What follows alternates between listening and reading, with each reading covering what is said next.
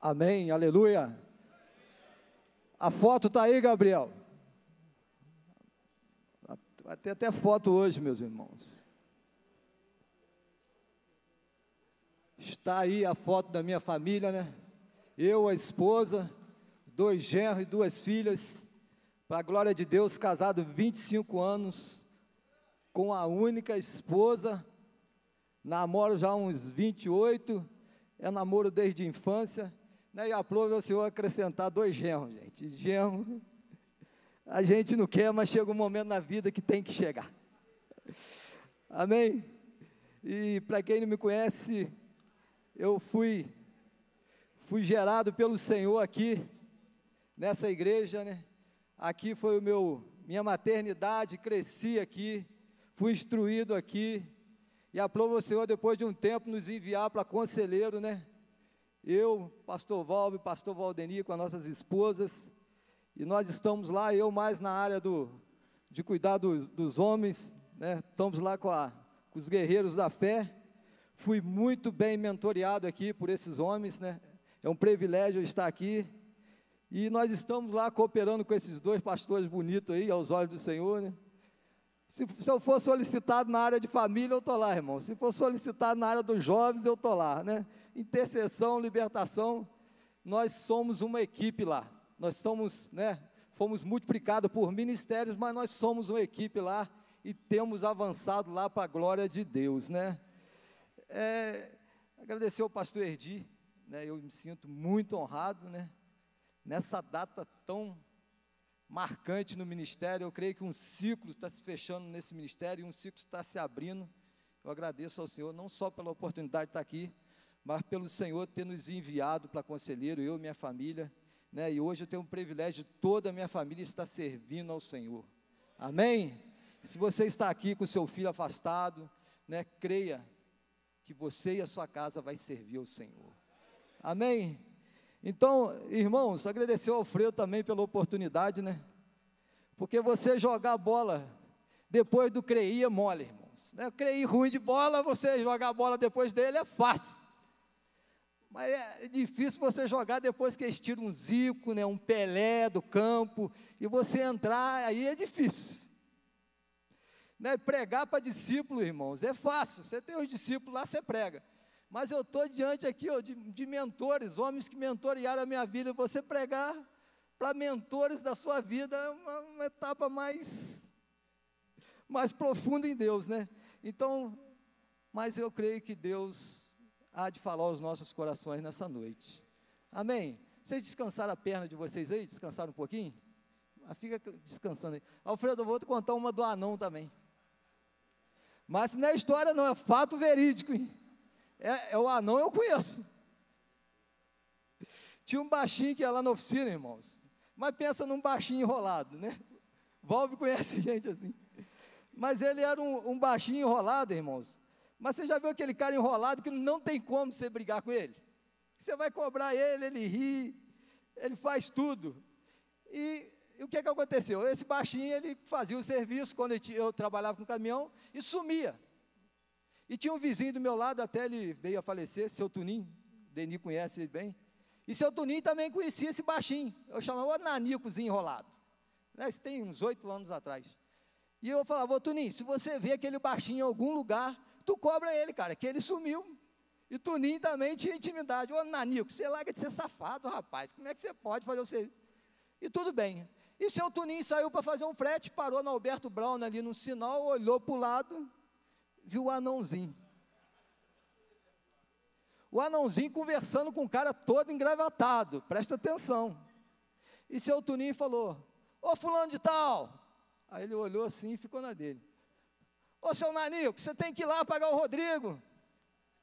E o baixinho ali na dele. Você sabe quando o cara é enrolado?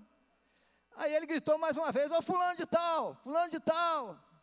Aí o cara que o anãozinho enrolado estava conversando era um advogado.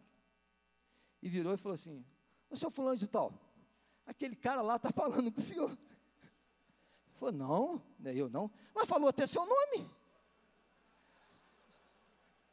Aí o anãozinho falou, rapaz, não liga não, isso deve ser algum maluco aí. E deixou quieto, irmãos. Mas a moral da história é onde eu quero chegar. Não seja igual um anão, não. Talvez Deus vai falar até o seu nome nesse seminário aqui, você falar, isso não é comigo, não. Às vezes você tem que acertar coisas, e você vai adiando. Aquele anãozinho, rapaz, você pensa num anãozinho enrolado. Por quê? Não acertava as coisas. E nessa noite eu creio, irmãos, que Deus quer que nós venhamos acertar algumas coisas. Nós pulamos aqui, cantamos. Mas como diz a pastora Delfina, tem hora, a parte mais difícil às vezes fica para a gente, né? Então nós vamos tocar um louvor aí. Irmãos, se vocês puderem fazer o favor de abrir a Bíblia de vocês, 2 Reis, capítulo 5, versículo de 1 a 14. Eu vou falar sobre Naamã, mas eu vou fazer uma introdução em cima desse tema que nós estamos fazendo o seminário, que as circunstâncias, o tema dessa parte da introdução é as circunstâncias não podem nos impedir de testemunhar de tudo aquilo que nós temos visto e tudo aquilo que nós temos ouvido. E esse Naamã aqui é muito parecido comigo, quando eu me converti e também no meu processo de conversão, que eu não fui um cara assim de ter vícios de droga, bebida. Eu bebi 1 litro de cachaça uma vez só. Eu falei, esse negócio não é para mim, não. Não deu nada. Eu falei, só deu um mal-estar. O nível de demoniamento era tanto que nem a cachaça fez efeito. Falei, esse negócio não é para mim. Droga também, nunca provei droga e tal. Mas os pecados maiores meus eram internos, eram lutas internas. Não que eu era santo, que eu não pecava exteriormente, mas as guerras internas eram muito fortes na minha carne. Então eu pareço um pouco com a vida de Naamã, e eu vou fazer uma introdução com essa menina, e depois nós vamos entrar na mensagem sobre a vida de Naamã. Todo mundo achou? 2 Reis, capítulo 5. 2 Reis, capítulo 5, desculpe. É um personagem muito conhecido, irmãos. Campanha de 7 mergulhos de Naamã, rapaz, a gente vê para muitos lados, né? Os 7 estágios da quebra de orgulho de Naamã, irmãos. Que Naamã, ele teve que ouvir muitos servos. E muitas das vezes a gente atinge alguns estágios da nossa vida, alguns patamares das nossas vidas que nós não queremos ouvir servos. Naamã, além dele ter que ouvir a sua esposa, ele teve que ouvir uma escrava dentro da sua casa.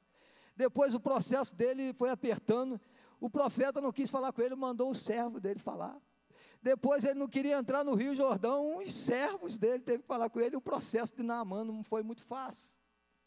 Para quebrar uma estrutura de orgulho nas nossas vidas, irmãos, não é fácil, só o poder de Deus. Amém? Então todo mundo achou, para a glória de Deus? A minha Bíblia diz, Naamã, comandante do exército do rei da Síria, é um grande homem diante do seu Senhor, e de muito respeito. Outras versões dizem de muito conceito, porque por ele o Senhor dera livramento aos sírios, e este era varão valoroso, porém leproso. A minha versão tem uma vírgula aqui, irmãos. O cara era o cara, mas a Bíblia diz aqui, na minha versão tem uma vírgula, porém leproso. Versículo 2: E saíram tropas da Síria e da terra de Israel, e levaram preso uma menina que ficou ao serviço da mulher de Naamã. E esta disse à sua senhora: tomara que meu senhor estivesse diante do profeta que está em Samaria, e ele o restauraria da sua lepra. Fala comigo, restauração. Então entrou Naamã, calma aí, pulei aqui, 4. Então entrou Naamã e o notificou ao seu senhor, dizendo: assim falou a menina que era da terra de Israel. Então disse o rei da Síria: vai, anda, enviar-te-ei uma carta ao rei de Israel. E foi e tomou da sua mão 10 talentos de prata, 6.000 ciclos de ouro e 10 mudas de vestes. E levou a carta ao rei de Israel, dizendo: logo em chegando esta carta, saiba que eu estou enviando Naamã, meu servo, para que restaure de sua lepra. Repete comigo, restauração. E sucedeu que, lendo a carta, o rei de Israel rasgou as suas vestes e disse: sou eu Deus para matar e para vivificar? Para que esse me envie a mim, para que eu restaure ao homem de sua lepra? Repete comigo, restauração. Pelo que deveras notai, peço-vos e vedes que busca motivo para guerrear contra mim. Sucedeu, porém, que ouvindo Eliseu, o homem de Deus, que o rei de Israel rasgasse as suas vestes, mandou dizer ao rei: por que rasgaste as suas vestes? Deixai vir a mim, e saberá que há profeta em Israel. Irmãos, quantos profetas tem aqui? Aleluia! Veio Naamã com seus cavalos e com seu carro, e parou à porta da casa de Eliseu. Então Eliseu lhe mandou um mensageiro, dizendo: vai e lava-te 7 vezes no Jordão, e a tua carne tornará e ficará purificado. Purificação. Porém Naamã muito se indignou e foi dizendo: eis que eu dizia comigo, certamente ele sairia, poria a mão, por-se-ia em pé, invocaria o nome do Senhor, seu Deus, e passaria a sua mão sobre o lugar, e restauraria o leproso. Ele não fez isso, né? Não são porventura Abiná e Farpá, rios de Damasco, melhores do que todas as águas de Israel? Não me poderia eu lavar neles e ficar purificado? E voltou-se e ficou indignado. Orgulho. Então chegaram a ele os seus servos e lhe falaram, e disseram: meu pai, se o profeta lhe dissesse aí alguma coisa muito difícil, porventura não faria? Quanto mais dizendo-te ele: lava-te e ficarás purificado. Então desceu e mergulhou no Jordão 7 vezes, conforme a palavra do homem de Deus, e sua carne tornou-se como carne de um menino, e ficou purificado. Aleluia! Glória a Deus, irmãos. Feche seus olhos, inclina suas cabeças. O que Deus tratou com Naamã foi algo que estava na pele dele, na carne, que muitos não viam. Faz uma oração ao Senhor: Senhor, examina o meu coração. Aqui Deus fala que Naamã era leproso. Mas tem alguma área nas nossas vidas que precisa de uma restauração? Senhor, nós colocamos diante de Ti essa palavra, essa passagem, Pai, um clássico da Tua palavra, Pai, e pedimos que Teu Espírito fala conosco nessa noite, Pai. Ó Deus, que a ação transformadora e restauradora, Senhor, do Teu Espírito venha tocar nos homens aqui nesse lugar, Pai.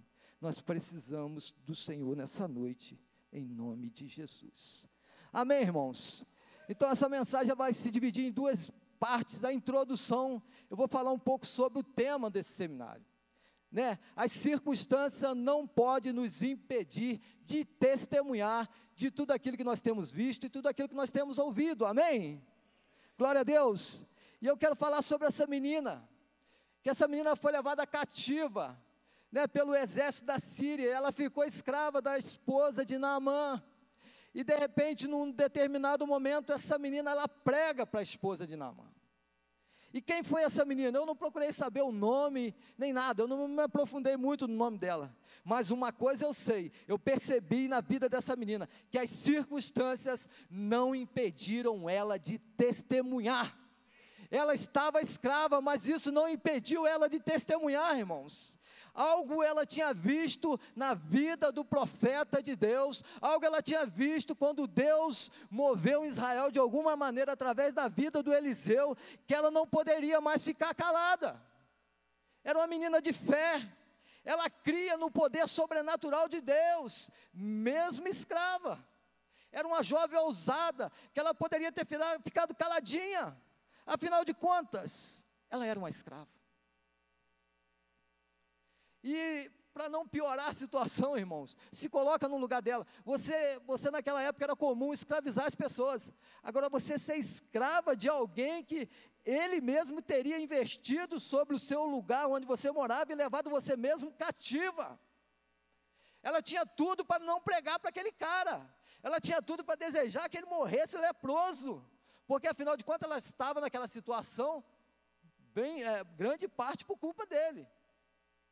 Mas algo, irmãos, me chamou a atenção. Se você se permitir entrar dentro dessa personagem, você vai tirar algumas conclusões. Ela poderia ter mil umas desculpas para agir de maneira diferente. Ao invés de pregar a palavra para a esposa de Naamã e, consequentemente, Naamã ter sido abençoado, ela poderia ter ficado calada. Que recompensa que ela ia ter? Ela era uma escrava, numa terra estranha. Ela não teria recompensa nenhuma, ela não ia ter benefício nenhum. O quadro dela provavelmente continuaria o mesmo. Irmãos, mas havia um fogo dentro dela. Nós temos que ter fogo nesses dias, irmãos, para pregar o evangelho a uma geração que está caminhando a passos largos para o inferno, irmãos. A nossa geração de homens nunca provou de tanta impureza como a nossa, irmãos. E essa menina tinha um fogo dentro dela, algo de Deus dentro dela, que não deixava ela ficar calada, independente das circunstâncias. Fala para essa pessoa que está do seu lado: as circunstâncias não podem te impedir de testemunhar.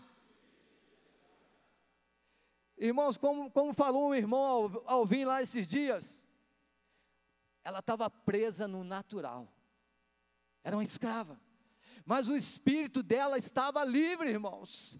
Independente como está o teu estado hoje, como está a sua vida financeira, eu não sei como que você está, mas no Senhor, você é livre. Aleluia! Quantos são livres no Senhor? Nós somos livres no Senhor Jesus. Sacode esse irmão aí.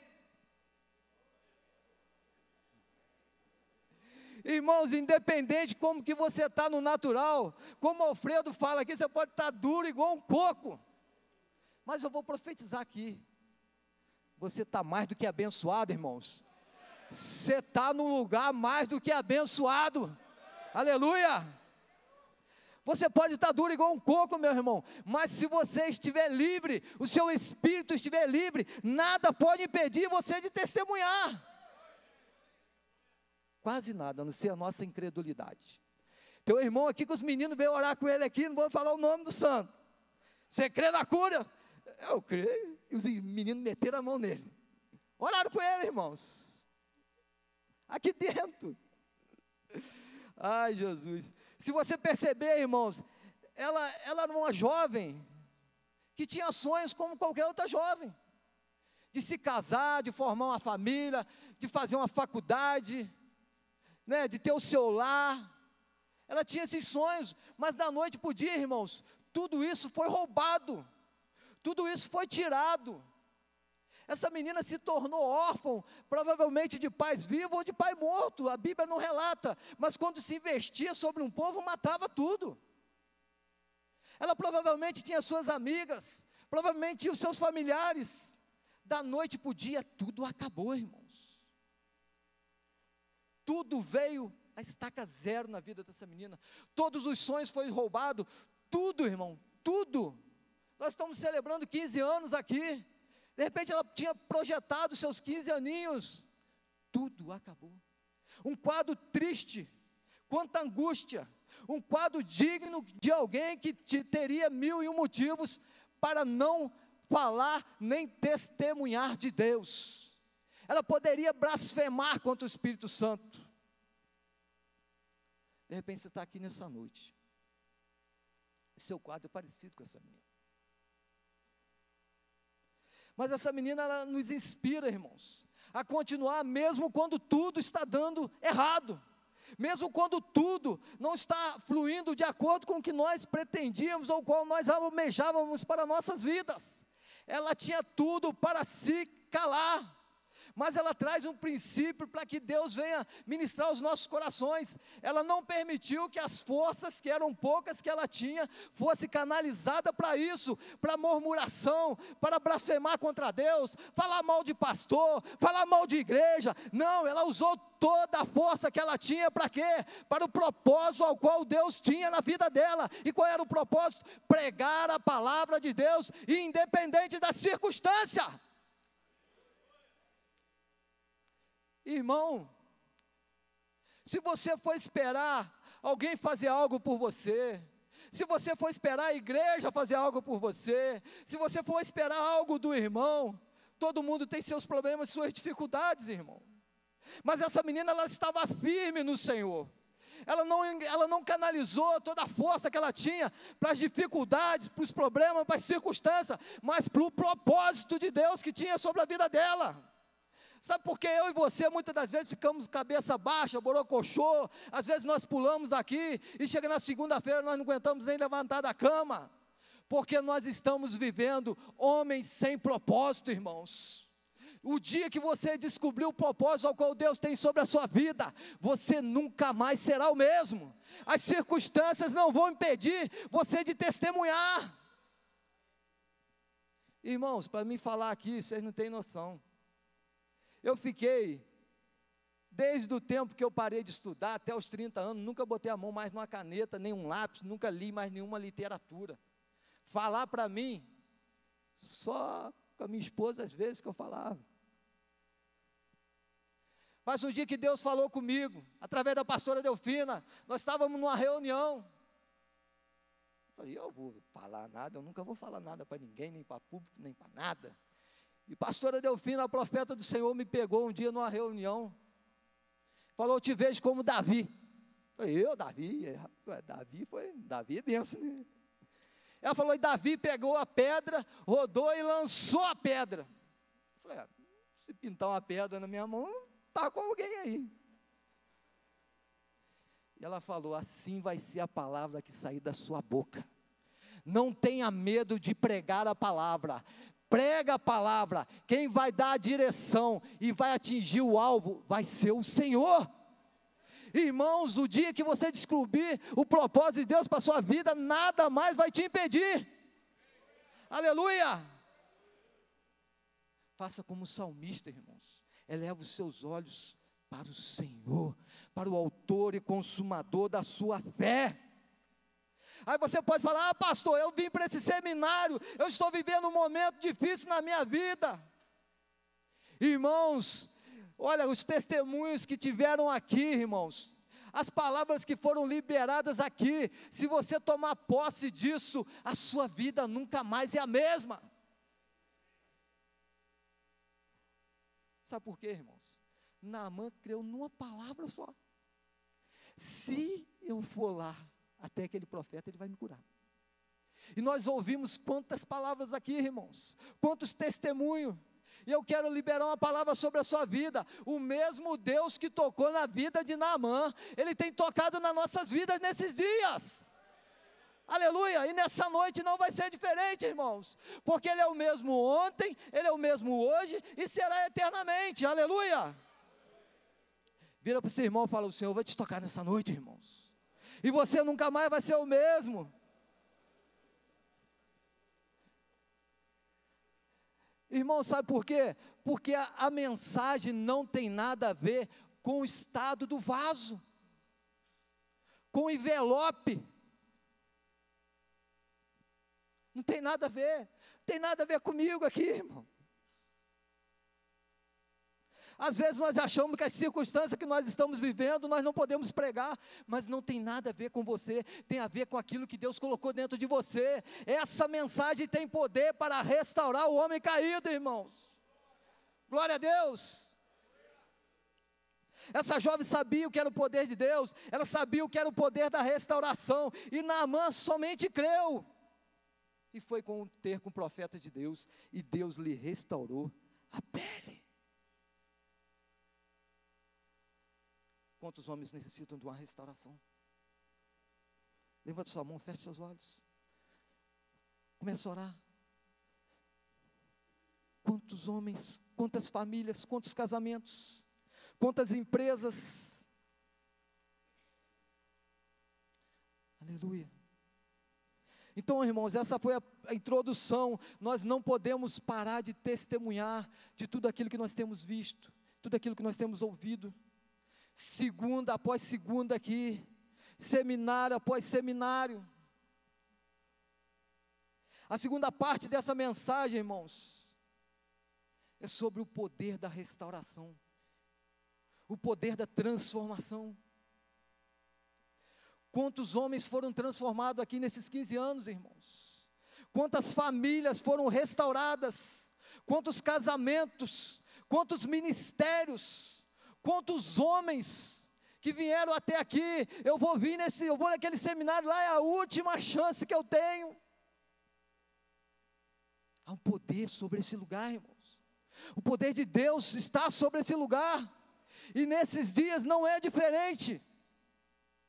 Você não vai ser o mesmo, irmãos. A hora que você chegar em casa, algo vai mudar na sua vida. Amém? Deus ministrou meu coração, irmão. Eu creio que é para nós nesses dias. Assim como Naamã se moveu, foi ter com o profeta de Deus. E Deus ouviu, viu aquele esforço de Naamã, o sacrifício dele, tudo aquilo que ele preparou para estar com o profeta de Deus. Assim vai ser na sua vida nesses dias, irmãos. Homens saíram de longe, homens sacrificaram seu tempo, tiveram gastos, homens deixaram suas famílias e vieram até esse lugar. Esse local é um local específico, ao qual Deus tem derramado o teu poder, ano após ano. Esse ano não vai ser diferente. Quantos creem nisso? Dê um glória a Deus, irmãos. Aqui é casa de profeta, irmão. Nós temos nosso pai espiritual, um profeta do Senhor, irmãos. Quando nós se deslocamos para estar na casa de um profeta, há recompensa de Deus nisso. Antigamente se levava um presente, hoje acabou esse negócio, né? Né, Alfredo? Você ia visitar um profeta, você levava um presente, né? Mas hoje em dia está meio... Mas nós estamos aprendendo, amém? Irmãos, há um poder sobre esse lugar, você não tem noção. Amém? E interessante, que esse ano não precisou de nenhuma estrela. Esse ano não precisou de nenhum nome, nem renome famoso para estar aqui. Porque a estrela da manhã já está aqui. Jesus está aqui. E se Ele nos tocar, irmãos, nós nunca mais seremos o mesmo. Lá em Conselheiro eles estavam nervosos, querendo saber quem que ia pregar. Eu não contei, pastor Edi. Eu falei, só vai ser alguns servos, Alfredos, que vão ser eclipsados pela glória de Deus, somente isso. Há um erro muito teológico e muitos fizeram muitas heresias em cima disso. A sombra de Pedro curava. Era um simples homem que a glória de Deus eclipsava através da vida dele. Não tem nada do homem, irmão. Não tem nada do vaso. Não coloca a sua expectativa no vaso, mas sim na mensagem. E eu venho da parte de Deus para te falar aqui nessa noite. Homens vão sair daqui restaurados em áreas que você já foi em psicólogo. Presta atenção. Você já pensou até em se matar? Você não conseguiu se libertar disso. Mas o Deus da restauração está aqui. Ninguém vê isso na sua vida, irmãos. É como Naamã, a lepra estava lá e ninguém via.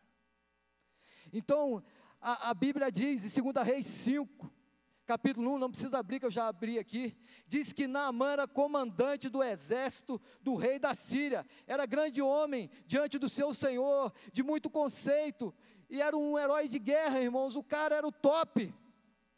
Nessa passagem, Deus fala muitas qualidades de Naamã, que ele era um grande homem, era um comandante, era um homem conceituado, respeitado, mas o que me chamou a atenção aqui, é que ele era leproso mesmo, irmãos, e Deus usou um leproso. Quem já leu história, quem já estudou um pouquinho sobre leproso, a situação de um leproso não era fácil, o cara tinha que ficar isolado, e alguém aproximar, leproso e tal, era muito difícil, mas Deus usou um leproso. Há esperança para você, há esperança para mim, irmãos, mas só que Deus é um Deus que quer nos usar na plenitude, Ele quer nos usar totalmente restaurados, aleluia. Deus quer fazer a obra dele por completa. E algo me chamou a atenção nesse texto, irmãos. Na minha versão aqui foi uma vírgula. Alfredo, uma vírgula, como o pastor Edi fala, os detalhes fazem toda a diferença. Naamã era tudo que a Bíblia relatava sobre ele, mas após a vírgula, a Bíblia diz que ele era leproso.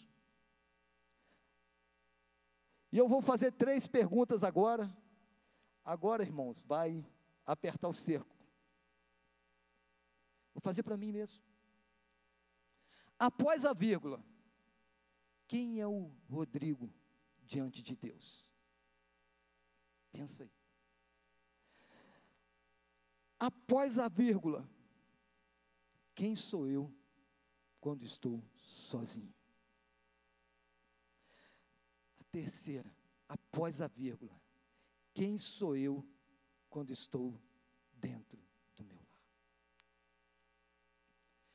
Eu quero deixar bem claro aqui, irmãos, que essa palavra, ela tem um propósito, o objetivo, a meta, de desconstruir uma imagem, que não é a imagem que Deus deseja que nós venhamos ter, e restaurar uma imagem que Ele deseja que nós venhamos ser. Amém? Então essa palavra é para desconstruir uma imagem que não é a que Deus deseja que nós venhamos ter, e construir uma identidade ao qual Ele deseja que nós venhamos ser, irmãos. Homens restaurados para a glória dEle, irmãos. Aleluia.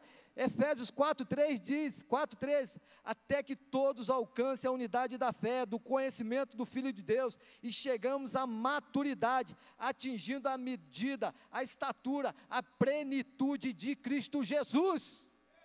Jesus foi para o Calvário, irmãos, não foi para fazer uma obra por metade, na minha vida e na sua vida. Eu sei que é um processo, mas esse processo tem que ser crescente, é até atingirmos a estatura de varão perfeito, aleluia. Então fala para o seu irmão aí, o desejo de Deus é te restaurar e não descartar. Fala para o outro irmão mais bonito aí, para ele não ficar triste.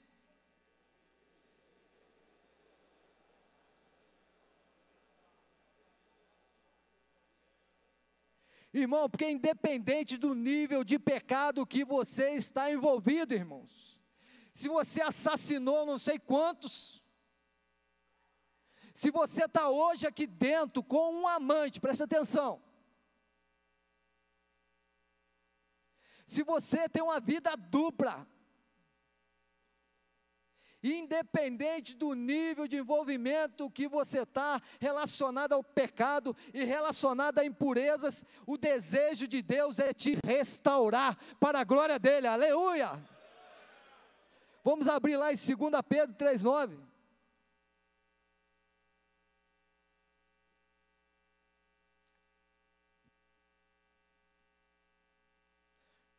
Mas a restauração, irmãos, não tem outro caminho, não tem outra plataforma segura, bíblica, para restauração, avivamento, cumprimento dos propósitos de Deus sobre a terra, a não ser o arrependimento. Todo mundo achou? 2 Pedro 3,9, a minha versão diz, o Senhor não retarda a sua promessa, quando muitos julgam por demorada, pelo contrário, Ele é paciente, algumas versões dizem Ele é longânimo, não querendo que ninguém se perca, irmãos, mas que todos cheguem ao quê? Arrependimento. Deus não criou o homem, irmãos, para perecer nessa terra, não criou o homem para o dia do juízo final, ele ser condenado a uma vida eterna sem Ele, não. Deus não deseja e nem quer que ninguém se perca, mas que todos cheguem ao arrependimento. Preste atenção, não é que você chegue num seminário como esse, pule, vá para casa. Não é que você frequente uma igreja, que é importante. Não é que você tenha um título de pastor, de líder, de intercessor, isso, aquilo. Mas Deus quer que nós venhamos se arrepender verdadeiramente. Eu ia dar um testemunho, irmão. A pastora falou assim, prega uma palavra. Falei, amém. E a palavra para os nossos dias, irmãos, não pode mudar muito o discurso. Se nós fugirmos daquele que foi o precursor, daquele que veio, que foi Jesus, foi arrependimento, a mensagem dos nossos dias é arrependimento. porque eu não quero que ninguém se perca, e muito menos o seu pastor, e muito menos Deus, que é o supremo pastor das nossas vidas, irmãos. Por isso ele diz que todos chegam ao arrependimento. O arrependimento é o início do caminho que nos leva à restauração e à vida eterna, aleluia. E eu vou falar sobre esses 3 estágios, irmãos. Quem sou eu diante de Deus, quem sou eu quando estou sozinho, e quem sou eu diante da minha família. Vai ser uma mensagem bem curta. Quem sou eu diante de Deus? Em João 2,25 a Bíblia diz que ninguém precisava dar testemunho a Jesus Cristo a respeito de ninguém, porque ele bem conhecia a natureza humana. Jesus, tipo assim, a linguagem dos nossos dias, ninguém precisa ser X9 para falar do pecado de ninguém para Jesus, que Jesus conhece a natureza humana. Jesus andou nessa terra como homem, só que sem pecado. Jesus conhece a natureza, Ele sabe dos nossos desafios. Ninguém precisa falar para Deus dos nossos desafios. Nós podemos interceder por irmão e tal, mas Deus sabe, irmãos, do que você está enfrentando para estar aqui. Deus sabe o que você enfrenta no seu quarto quando você está sozinho. Deus sabe o que você enfrenta quando você está na rua, quando você está perto de uma mulher, ou quando você está perto de um homem. Que antigamente nós pregávamos só nesse negócio, agora tem que... Ninguém precisou falar nada para Deus de Naamã. Deus sabia que Naamã era leproso, irmãos. Deus elogia Naamã, Deus fala das suas qualidades, que o cara era um comandante, tudo isso. Deus falou tudo de bom sobre Naamã, mas não escondeu que ele era leproso. Irmãos, e se você não sabe, ninguém precisa contar nada para o Senhor a respeito da minha e da sua vida, mas nós temos um acusador, o inimigo das nossas vidas. Deus sabe, mas Ele nos acusa. O que podemos aprender com isso? Que Naamã, diante dos seus exércitos, diante das pessoas, diante da sociedade, era tudo aquilo, irmãos, mas diante de Deus, debaixo da sua farda, Deus sabia que ele era leproso. Deus sabia o que Naamã ocultava diante das pessoas. O que nós temos ocultado debaixo das nossas fardas? Lá em Conselheiro nós somos os guerreiros da fé. Fala de farda. Geração de Josué. Guerreiros. Fala de farda. E nós cantamos que o nosso general é Cristo. Por baixo da sua farda, o que tem? O que tem, irmãos? O que está debaixo da minha farda de mecânico? Lá na minha oficina, o que está debaixo da minha farda de pastor? Estou falando de mim, entra você no seu secreto aí. O que está debaixo da minha farda de líder de ministério de homens? Agora eu vou passar um pouco para vocês. O que está debaixo da tua farda de músico? De empresário? Não é uma mensagem muito boa para um seminário de 15 anos. Mas acho que é a mensagem que Deus quer que nós venhamos ouvir. Deus não desqualificou Naamã. Deus não desqualifica nossas vidas. Ele sabe que você está aqui, a luta que você está vivendo. Mas Deus não escondeu a lepra de Naamã. Deus não expõe os nossos pecados para nos envergonhar, mas há um propósito, que nós venhamos se arrepender e venhamos ser restaurados, irmãos. Uma mensagem como essa não é para envergonhar ninguém, irmãos, mas é com o propósito de restaurar. Deus envia o profeta Natã a Davi, lá em 2 Samuel, não vai dar tempo de ler, 2 Samuel capítulo 12, de 1 a 13, Davi estava como Naamã, ocultando uma lepra de um adultério, que uma sequência, houve um assassinato. Davi, como diz a linguagem de hoje, estava numa boa, né, Val? Como é que fala com o jovem? Estou numa boa. E Deus envia um profeta a Davi. Mas não para envergonhar Davi, mas para que Davi viesse se arrepender e fosse curado. Depois Deus envia Isaías 38, de 1 a 7, ao rei Ezequias, irmãos. Mas não para envergonhar o rei Ezequias, mas para que Ezequias tomasse um posicionamento. Não vou entrar em aprofundar em teologia, o que aconteceu, o que não aconteceu. Só que o profeta vai e fala: põe em ordem a tua casa. E Ezequias vira o rosto, chora ali, e Deus acrescenta os 15 anos. Pegaram uma mulher em adultério, levaram até Jesus. Temos que fazer isso, Jesus, tal. Aquele que não tiver pecado, atire a primeira pedra. E Jesus não fala com ela, sua prostituta, sua isso, sua aquilo. Jesus fala: mulher. Restauração. Jesus se encontra com uma mulher num poço, a mulher samaritana. E Jesus conversa com ela e tal, e de repente Jesus fala com ela: vai, chama seu marido. Ela: eu estou com um lá, não é meu e tal. Jesus não expôs ela como uma prostituta, como nada disso, com o propósito que ela fosse restaurada. Porque Jesus sabe, irmãos, tudo que está debaixo da minha farda e debaixo da sua farda. Segundo tópico: quem sou eu quando estou sozinho? Sacode esse irmão aí, irmão. Fala: quem é você, irmão, quando está sozinho?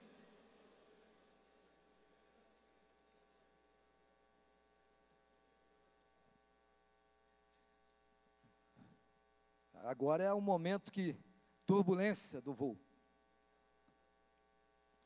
Irmãos, que a geração antiga, preste atenção, a geração antiga, né, eu vivi isso.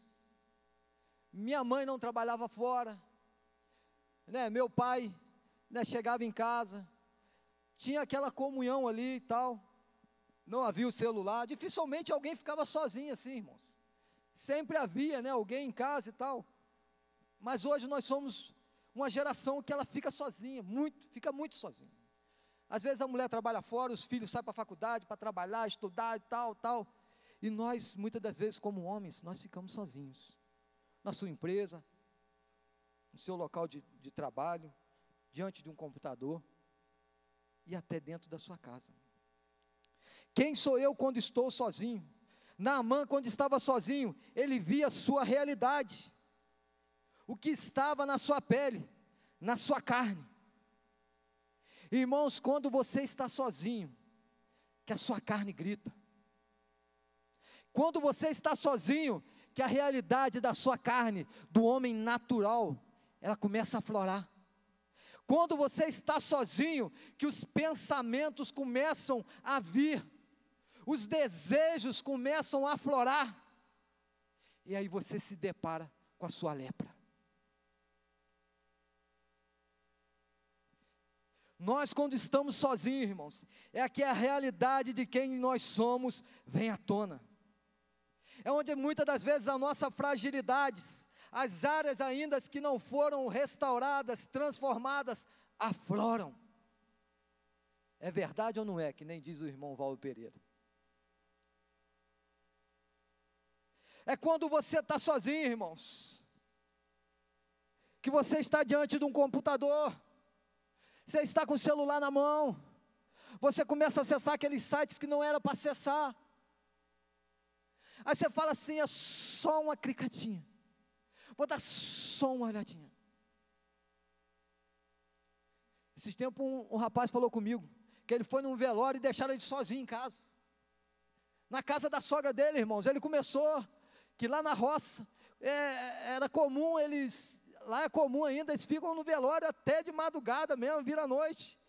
E ele não tem internet no celular, que ele não consegue segurar a onda. E lá estava o computador na frente dele. Ele começou a entrar em sites, foi. Depois vocês cortam essa parte. Ele mergulhou tão profundo na pornografia, que ele começou a entrar em sites de pedofilia, irmãos. Quando ele está sozinho, a lepra dele aflora. E a lepra dele é a pornografia. Quando nós estamos sozinhos, que você pode abrir aquela gelada, irmãos. Aquele uísque que você tem guardado, bem escondidinho. Quando todo mundo sai de casa, quando todo mundo não está no escritório, não está na tua empresa, você,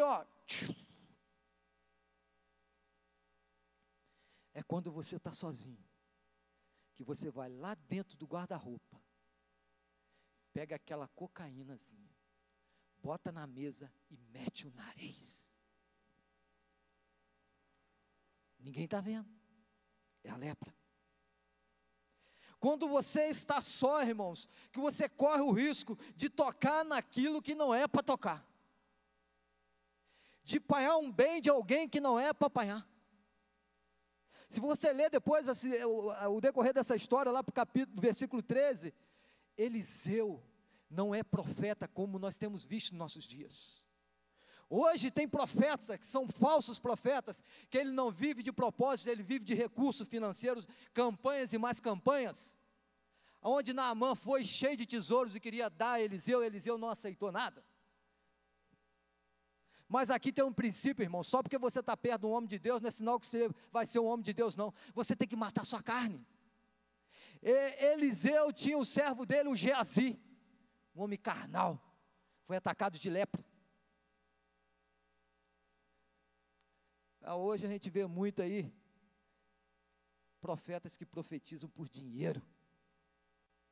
Se você estiver fazendo a obra por dinheiro, se você estiver fazendo obra por dinheiro, quem faz coisa por dinheiro, vocês sabem quem é, irmão. O dia que eu tiver que subir a um púlpito para pregar por causa de dinheiro, é melhor nem subir. O dia que você tiver que ter um relacionamento com Deus por causa de dinheiro, você não é mais noiva, você sabe quem você é. E nós não podemos ser uma geração que nós vendemos o dom, irmãos. O dom é celestial, é sagrado, não pode ser trocado por dinheiro. Naamã ofereceu recursos a Eliseu, não tinha nada de errado ele pegar. Mas Geazi pegou, virou leproso, porque Geazi mentiu para Eliseu. E Eliseu falou: onde você foi, rapaz? Não fui em lugar nenhum não. Você foi, porque o meu espírito te acompanhou. E a sua recompensa, sabe qual que vai ser? A lepra que estava sobre Naamã vai estar sobre a sua vida e toda a sua descendência. Cuidado, irmãos, quando você está sozinho. É quando você está sozinho. Isso aqui não é para nenhum homem aqui. É que você começa a falar macio com aquela secretária, né? O cara às vezes é meio rústico, né, Alfredo? Em casa. Mas com a secretária: oi, querida. Tem um irmão que fala muito querida, eu fico só de olho nele. É quando você está sozinho para atravessar as compras no caixa e tem aquela menina do caixa que você já está fretando com ela bastante dia. Você virou até um cara que gosta de fazer compra, engraçado isso, né? Eu detesto fazer compra. Mas você não, você é o cara que gosta de fazer compra. Deus está falando com um anão aqui dentro. Está falando com o anão. Você, quando está sozinho, começa a mandar aquelas mensagens românticas para aquela amiga sua do trabalho, aquela conhecida, mensagem até para a irmã: está precisando de oração, irmã?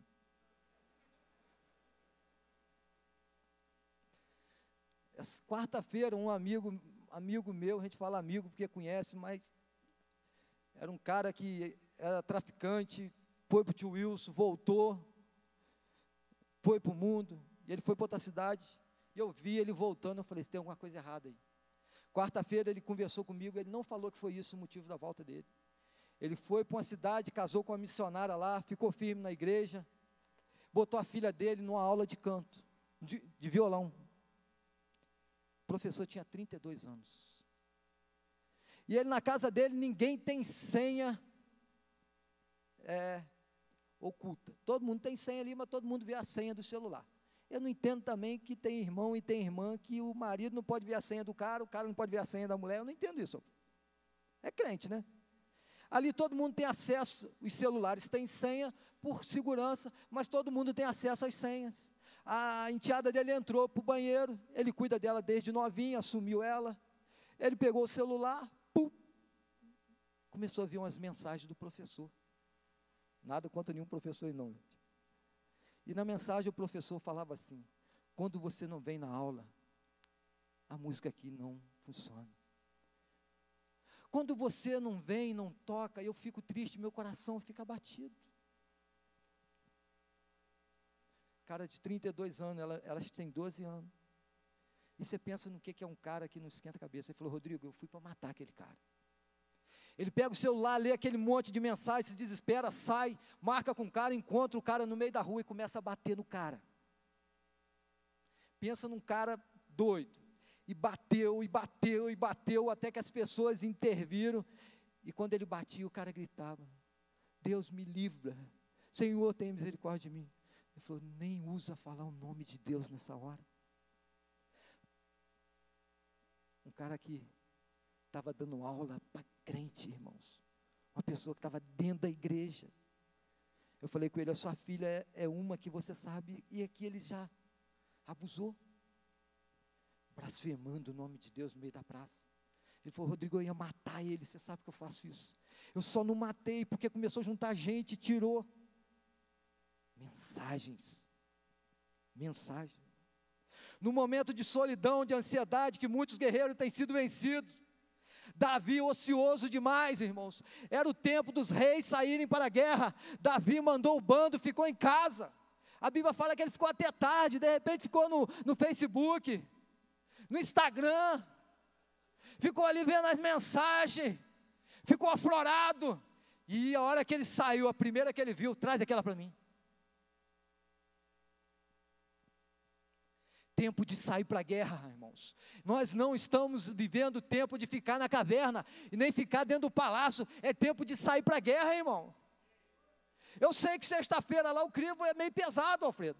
A gente pega uma reunião de 7h40, vai até 9h40, os irmãos pregam muito, vai até 10h20, e depois toda sexta a gente tem uma vigília.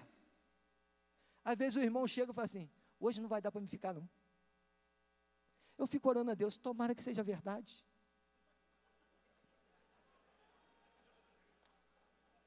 Porque o cara às vezes não quer ficar, cara. Ele fala: não vai dar para me ficar não. É meia verdade.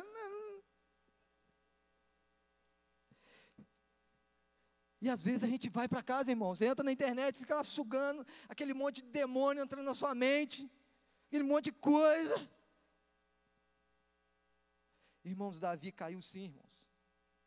Mas Davi se arrependeu e se permitiu ser restaurado.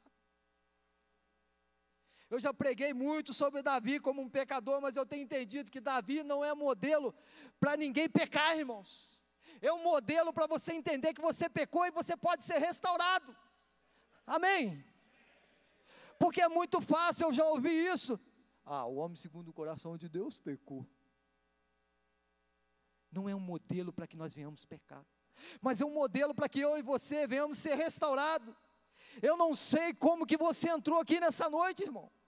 Eu não sei, nem preciso saber, nem quero saber o nível de envolvimento com o pecado, com todas as imundícies que você viveu ou está vivendo, mas uma coisa eu sei: o Deus da restauração está nesse lugar, irmãos. Amém, glória a Deus. Ele te trouxe aqui, não para deixar o inimigo acabar com a sua vida de uma vez, mas para restaurar você, para levar você a lugares altos ainda. O Deus da restauração. E quem sou eu quando estou dentro do meu lar, irmãos? Aí que a chapa esquenta. E para mim é mais difícil ainda, que hoje acho que tem 2 genros aqui, 2 cunhados meus aqui dentro. Irmãos, Naamã poderia esconder de todos as suas lepras, de seus subordinados, dos seus superiores, do seu pastor lá, do patrão, do gerente, do seu líder, menos da sua família, menos da sua esposa. Pois quando Naamã chegava em casa, irmãos, tirava a farda, inclusive aquela escrava via sua lepra. E nas nossas vidas não é diferente. Quando chegamos em casas que tiramos a farda de pastor, de mecânico, de líder, a farda de crente, gente boa, que nós usamos diante das pessoas, da sociedade, é que nossos familiares veem as nossas lepras. Não é de ninguém daqui da igreja, só de outras igrejas por aí fora. É mole isso, irmãos. É dentro do lar que os nossos familiares veem as nossas leprinhas, veem áreas que precisam ser restauradas, transformadas. Às vezes nós somos um pouco rústicos. Eu confesso, irmão, eu sou meio sanguíneo, meio rústico. Mas não é rústico, que nós somos ignorantes, que nós precisamos ser sarados. Às vezes nós pregamos lá fora, mas dentro do lar nós não vivemos. As nossas esposas, irmãos, abaixo de Deus, é a pessoa que mais vê a nossa nudez. É a que mais vê as áreas que precisam ser restauradas. Quantos que são casados aqui? Quantos que desejam casar aqui? Que o Senhor arruma uma mulher de Deus para você em nome de Jesus. É dentro de casa, irmãos, que a sua esposa vê que você não é um homem de oração. É dentro de casa. Aqui a aula básica, não é muito... A plataforma é básica, é muito natural, mas o fogo que vai vir é espiritual. É dentro de casa que a tua esposa vê que você não lê a Bíblia nunca. É dentro de casa que ela vê que a televisão é o seu Deus.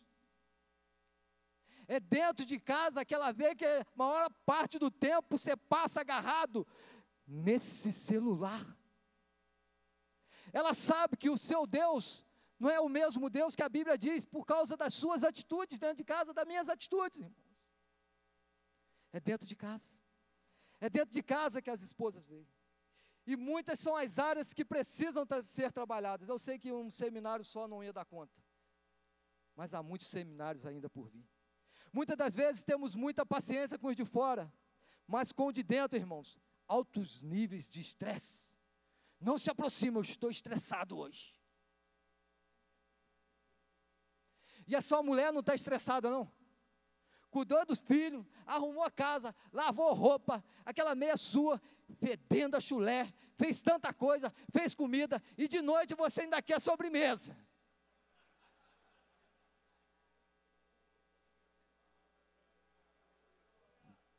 Vou acabar com o resto aqui agora, pastor Redi.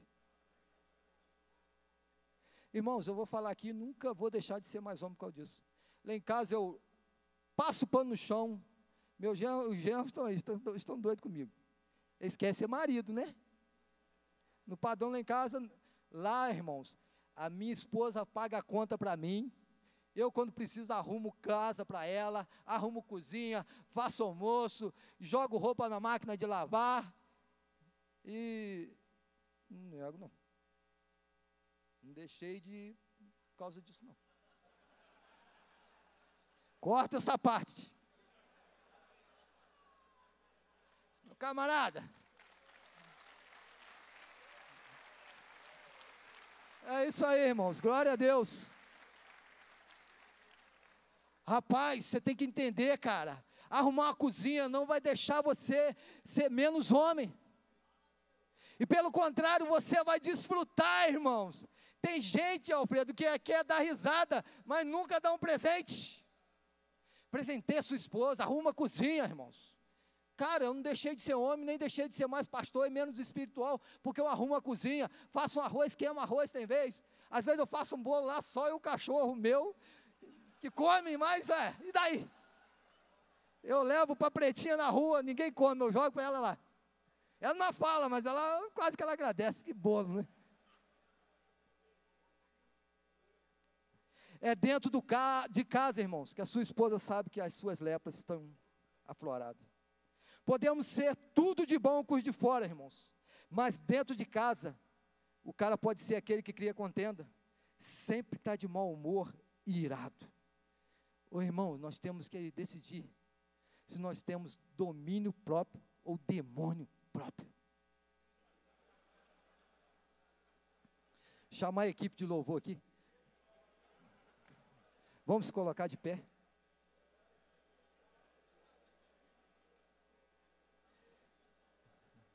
Escolhei hoje a quem servir. Se você está com domínio próprio ou demônio próprio. Se tiver com demônio próprio, irmão, você tem que...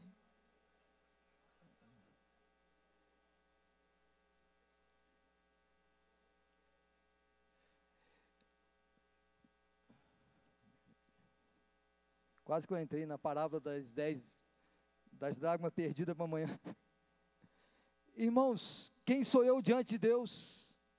Quem sou eu quando estou só? E quem sou eu diante dos meus familiares? Eu fui mentoreado aqui pelo Alfredo e eu peguei essa prática, e Jesus também fazia muito isso. Jesus sempre usava uma parábola para ensinar alguma coisa. Conta-se a história, essa aí não foi comigo não, tá? Não foi a do anão, não. Mas não seja como o anão nessa noite, porque Deus falou conosco aqui. Conta-se a história que o irmãozinho e a irmãzinha, chegou agora nas férias de junho, julho, né? Tiraram as férias, foram para a casa da vovó e do vovô na fazenda. E lá começaram a jogar uma pedra no um, pedra no outro e tal, e de repente a menina lança uma pedra, a pedra bate no chão, e o quintal cheio de patos, e havia uns patinhos ali, a pedra bate do lado do patinho, o patinho cai duro no chão, e a menininha se desespera. Quem aqui já foi moleque, sabe que moleque é bicho atrapalhado, falou assim: eu vi o que você fez, e o nosso acordo é o seguinte, esse tempo que a gente ficar aqui, você vai ter que me servir, porque senão eu conto tudo para o vovô e para a vovó. E a menina estava ali, irmãos, às vezes o moleque estava deitado na cama, casa de segundo andar na fazenda, e o moleque falava assim: eu estou com uma sede. E a menininha corria lá embaixo, criança, casa de fazenda, segundo andar, descendo aquele assoalho, história de fantasma, o menino ia lá, pegava água. No outro dia o menino fazia vontade de comer um biscoito, pega lá, senão eu vou contar. E depois de 15 dias, essa menina não aguentava mais, irmãos, o nível de condenação, de acusação, né, de escravidão pela vida dela estava muito grande, e ela falou: vou ter que contar isso. E ela chama o vovô dela e fala: vovô, tem que te contar um negócio, vô. Fala: o que foi, minha netinha? O vô já tinha percebido que ela estava debaixo de um jugo. O que foi, minha netinha? O vô, só sabe aquele patinho que morreu ali? Ah, o patinho? Ah, o patinho, né? Foi eu que matei ele, vô. Eu joguei uma pedra, vô, e a pedra quicou e bateu no patinho, matou o patinho, vô. Eu queria pedir desculpa no senhor. O vô dela falou assim: minha filha, eu já te perdoei. O vô estava no segundo andar da casa, já tinha visto. Eu só queria que você confessasse. E um apelo nessa noite, irmãos, é isso. Feche os seus olhos.